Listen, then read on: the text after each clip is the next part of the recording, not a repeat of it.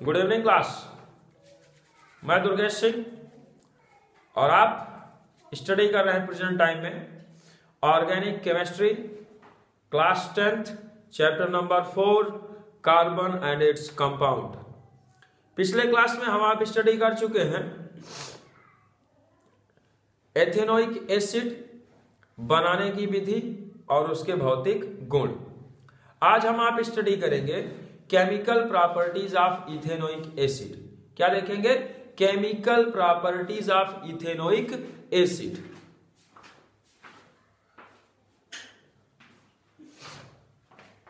चलिए देखते हैं केमिकल प्रॉपर्टीज ऑफ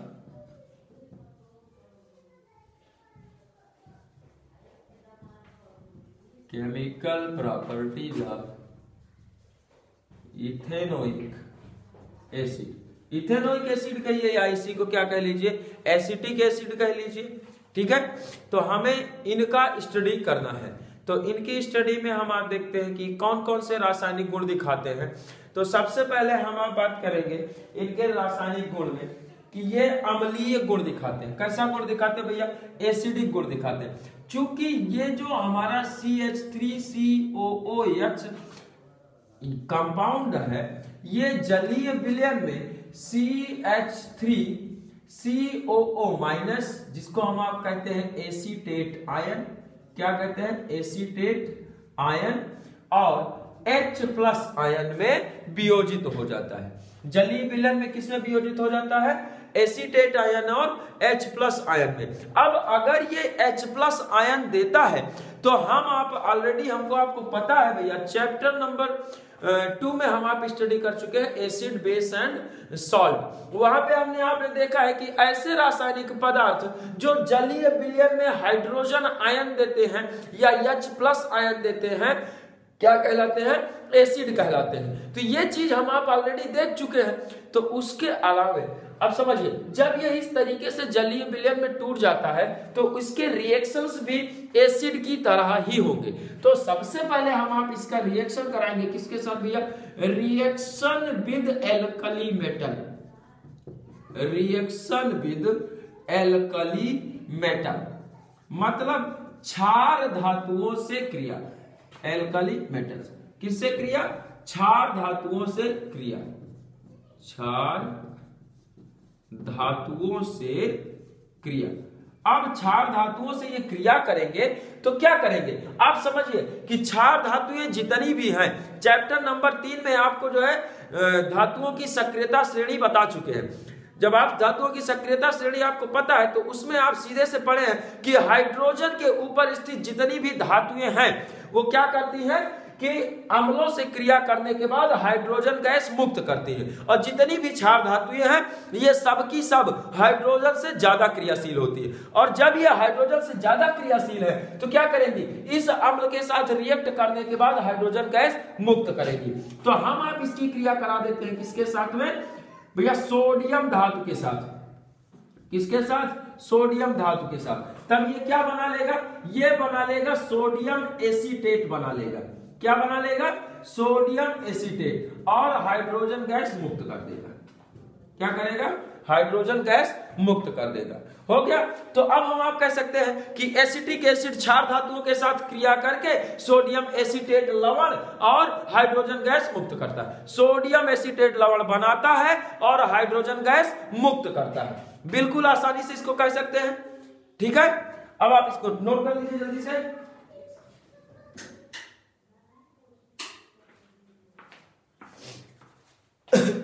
दूसरा हम किसके साथ क्रिया करा सकते हैं? क्योंकि ये एसिडिक नेचर है तो इसका रिएक्शन हम आप करा देते हैं किसके साथ में? क्षारक के साथ भी क्रिया।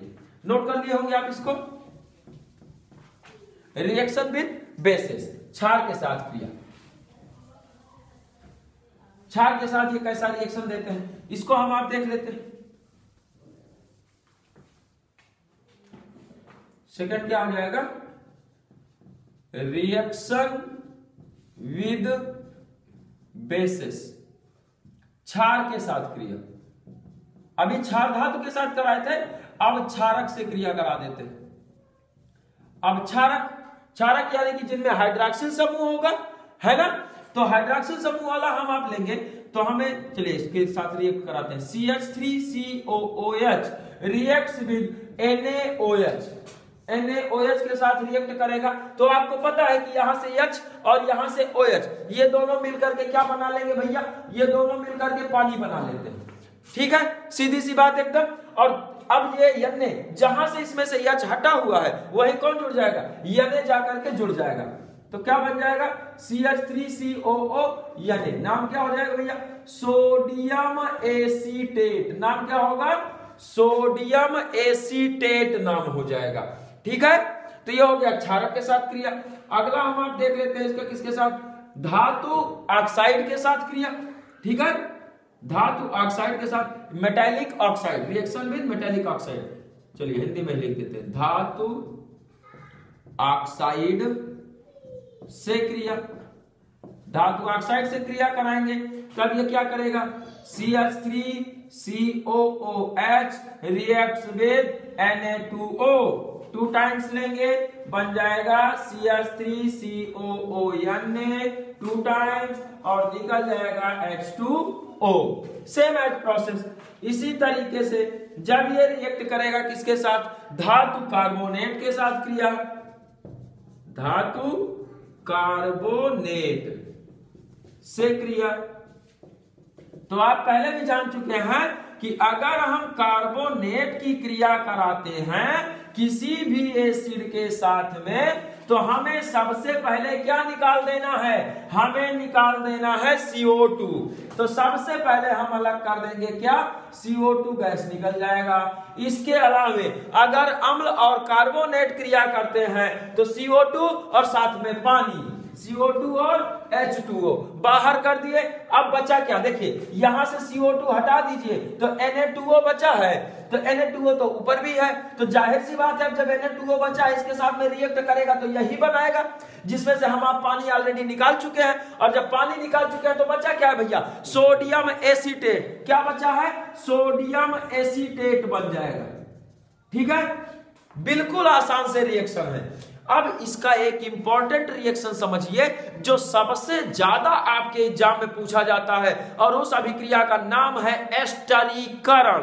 कौन सी अभिक्रिया, एस्टरीकरण अभिक्रिया। इस चैप्टर की सबसे इंपॉर्टेंट रिएक्शन है ये, और मैक्सिमम आपके एग्जाम में पूछी जाती है, एस्टरीफिकेशन। नोट कर लिए होंगे इसको। चलिए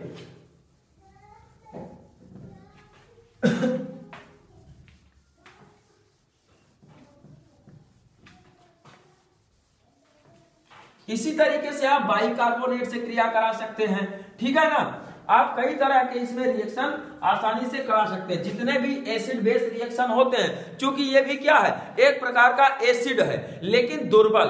ठीक है, किस प्रकार का अम्ल है, दुर्बल अम्ल है। तो इसका भी रिएक्शन आप जितना एसिड वाले रिएक्शन दिए हैं उनमें से ज्यादातर रिएक्शन आप इसका साथ भी करा सकते हैं। ठीक है, चलिए मेन देख लेते हैं कौन सा भैया, एस्टरीकरण। क्या कहा जाता है, एस्टरीकरण। लिखिए, इसमें नोट कीजिए, जब कार्बोक्सिलिक अम्ल या किसकी क्रिया, एसिटिक एसिड, एसिटिक एसिड से ही देना है हमको, आपको जरूरी एसिटिक एसिड ले रहे हैं। नहीं तो कहा जाता है किसके साथ भैया क्रिया करा रहे हैं, हम क्रिया करा रहे हैं एथेनोइक एसिड या फिर जो है कार्बोक्सिलिक अम्ल। कार्बोक्सिलिक अम्ल के साथ जब हम आप रिएक्ट कराते हैं एल्कोहल के, कार्बोनिक कार्बोक्सिलिक अम्ल का एल्कोहल के साथ में रिएक्ट कराते हैं तो बनने वाला उत्पाद हमारा एस्टर कहलाता है। क्या कहलाता है, बनने वाला उत्पाद एस्टर कहलाता है। ठीक है ना, तो हम यहाँ पे एसिटिक एसिड से बना रहे हैं तो एसिटिक एसिड ले लेते हैं। जब एसिटिक अम्ल व एथिल एल्कोहल, एथिल एल्कोहल, अरे बड़ा भाई दिक्कत हो जा रहा है, एथिल एल्कोहल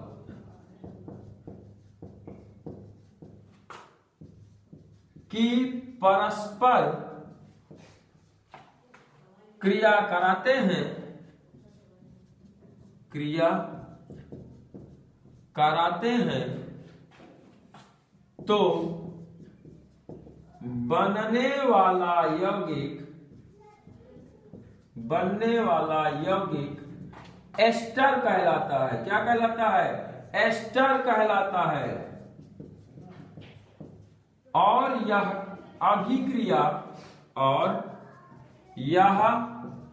अभिक्रिया एस्टरीकरण कहलाती है। एस्टरीकरण कहलाती है। ठीक, सुनिए, आप इसको और सिंपल कर सकते हैं। सिंपल से एकदम परिभाषा, कार्बोक्सिलिक अम्ल व एल्कोहल की परस्पर क्रिया एस्टरीकरण होती है। कार्बोक्सिलिक अम्ल व एल्कोहल की परस्पर क्रिया एस्टरीकरण कहलाती है। बिल्कुल आसान सा। तो क्या लेना है भैया हमको? एसिटिक एसिड CH3COOH और एल्कोहल का होता है C2H5OH। इन दोनों को रिएक्ट करा देंगे। रिएक्ट कराएंगे तो यहां आप देख रहे हैं कि OH अवेलेबल है, यहां पे H अवेलेबल है, तो दोनों को मिला देते हैं। सबसे पहले जब दोनों को मिला देंगे तो बन जाएगा H2O, पानी निकल गया। अब भैया जहां से H हटा है ना, वहीं हम इस एथिल ग्रुप को ला करके जोड़ देंगे। तो देखिए CH3COO तो पहले से है, ठीक है, यही O से हमारा H निकला है और ये वाला बचा है, तो इसको ला के इसी के साथ हम ऐड कर देते हैं। क्या बन गया? C2H5। नाम इसका हो गया भैया एथिल एस्टर। क्या नाम? IUPAC नाम लेंगे तो एथिल एथेनोएट। क्या नाम होगा? Ethyl ethanoate. और साधारण नाम लिखेंगे तो ethyl methyl ester. Ethyl methyl ester. जबकि हमको आपको साधारण नाम से बहुत ज्यादा मतलब नहीं है, हमको मतलब किससे भैया? IUPAC नाम से।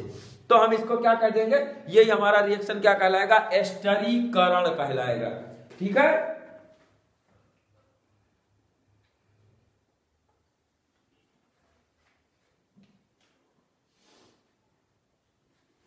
इसका उपयोग लिख लेते हैं। चलिए, बस बहुत ज्यादा रिएक्शन कंपलसरी नहीं है, जो आपके एग्जाम में पूछा। अब आपकी एग्जाम की दृष्टि से भैया बहुत ही इंपॉर्टेंट रिएक्शन है, बहुत इंपॉर्टेंट रिएक्शन है ये एस्टरीकरण।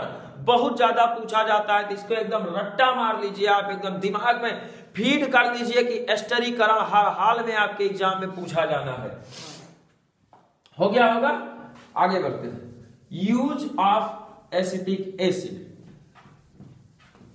कहां यूज होता है? सिरका बनाने में यूज होता है ना? तो इसी तरीके से इसके बहुत सारे उपयोग हैं। हम आप इसका उपयोग देख लेते हैं।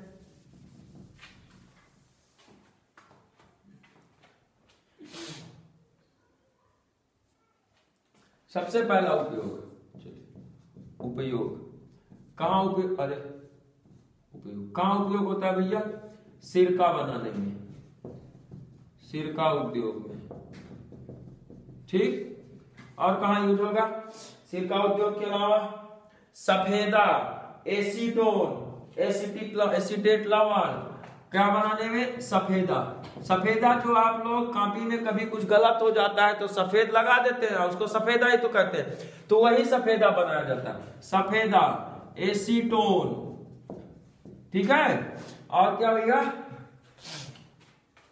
यार एसीटेट लवण, एसीटेट लवण बनाने में।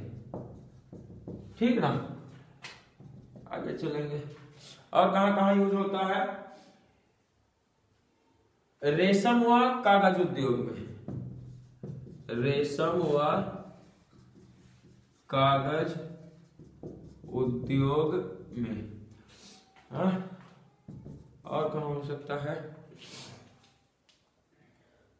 प्रयोगशाला में अभिकर्मक के रूप में तो प्रयोग करते ही हैं, और विभिन्न कार्बनिक यौगिक बनाने में। कहां? एक तो प्रयोगशाला में,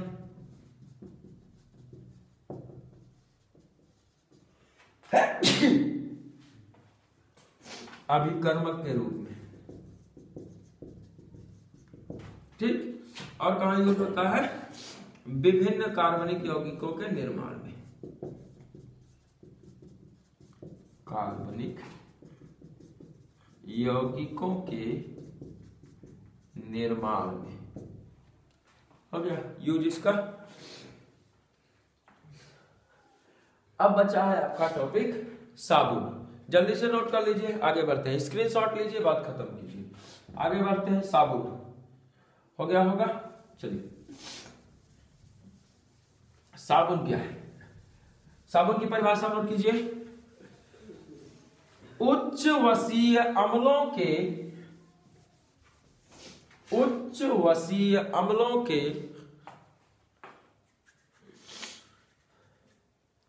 सोडियम या पोटेशियम लवण, उच्च वसीय अम्लों के सोडियम या पोटेशियम लवण साबुन कहलाते हैं। उच्च वसीय अम्लों के सोडियम या पोटेशियम लवण साबुन कहलाते हैं।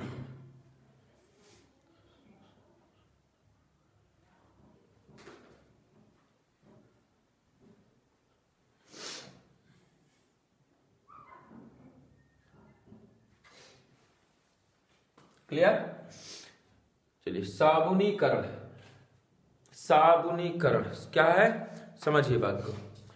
उच्च वसीय अम्लों की क्रिया सोडियम हाइड्रोक्साइड कराने के पश्चात साबुन बनता है और यह क्रिया साबुनीकरण कहलाती है। उच्च वसीय अम्ल की क्रिया सोडियम हाइड्रोक्साइड से कराने पर साबुन प्राप्त होता है और यह क्रिया साबुनीकरण कहलाती है। ठीक है, चलिए रिएक्शन आपको बता देते हैं। CH3COOC17 CH2 C17H35 CH COO C17H35। नाम है इसका स्टीयरिक एसिड। क्या नाम है? Stearic acid. ठीक है, स्टीयरिक एसिड का रिएक्शन हम आप सोडियम हाइड्रोक्साइड से कराएंगे तो हमको आपको मिल जाएगा C17H35 COO, यानी जिसको हम आप कहेंगे सोडियम स्टीयरेट। क्या कहेंगे? सोडियम स्टीयरेट, जो कि एक प्रकार का क्या है भैया? साबुन है। और साथ में जो साह उत्पाद निकलेगा वो होगा CH2OH, CHOH और CH2OH, जिसको हम आप कहते हैं ग्लिसरॉल। क्या कहते हैं? ग्लिसरॉल कहते हैं। ठीक है, और इसी का 2 से 3%, कितना? 2% से 3% जो विलयन होता है, विलयन, उसी को कहा जाता है ग्लिसरीन। क्या कहते हैं? ग्लिसरीन।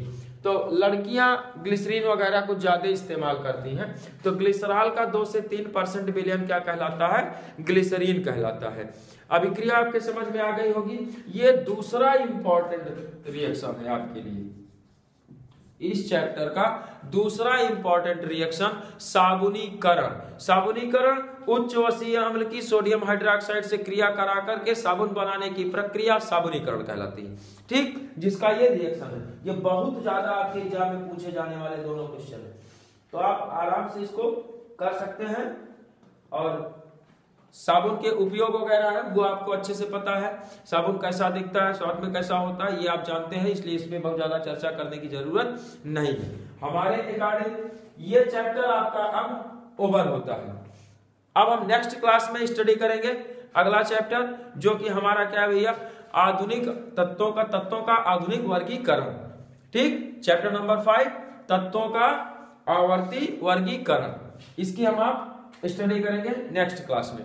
हो गया होगा, और नहीं हुआ है तो स्क्रीनशॉट ले लीजिए। जय हिंद, जय भारत।